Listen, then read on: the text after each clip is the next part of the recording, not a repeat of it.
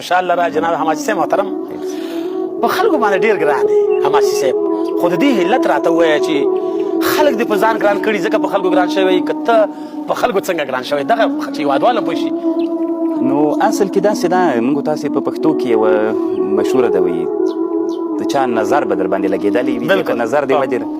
نو دا خبره اصل کې علمي خبره ده. عبدالوهاب شعراني رحمه الله یو عالم تېر سوی ده په مصر کې هغه یو کتاب جوړ کړی انوار القدسیه هغې کې یو عنوان کې دی یو لوی عالم دنیا کې تېر سوی یوسف العجمي ډېر داسې رسېدلی سړی و نو بیا د عنوان داسې کېښودلی چې کله کله باید سړی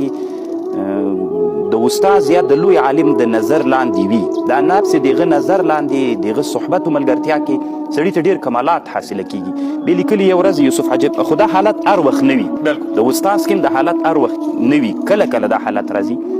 نو بیا یوسف عجبي رحمه الله یو ورځ باندې راووته چې یو سپی ولیده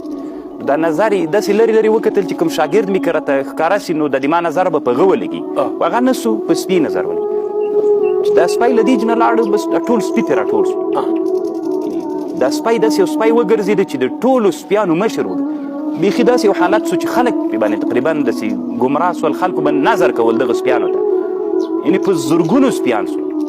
نظر یې پرې لګېدلی. نو بیا یوسف عجمي په دې ډېر خوابدی سو څه وخت چې تېر سو سپي ته ویلي د عربي کې اخسه موږ ورته وایي کوچې سه یا وایي سړی سپی لاړه وتښتېد. بیا دوی په دې باندې بحث کوي چې د استادانو یا د کمال د خلکو په سترګو کې کله کله داسې تاثیرات وي چې په یو چا یې نظر ولګېږي الله پاک نو کیدای سي داسې یو چا نظر لګېدلی خو زه فکر کوم چې دا به د والد رحمه الله وي ځکه د موږ والد صاحب هم لوی عالم و او د ما سره خپله ډېره جوړه م وله الحمدلله اوس خو وفات الله دې رحم وکړي د ټولو چا چې والدین وفات نو کیدای سي دغه یې ډېر علت وي او دا یو علمي بحث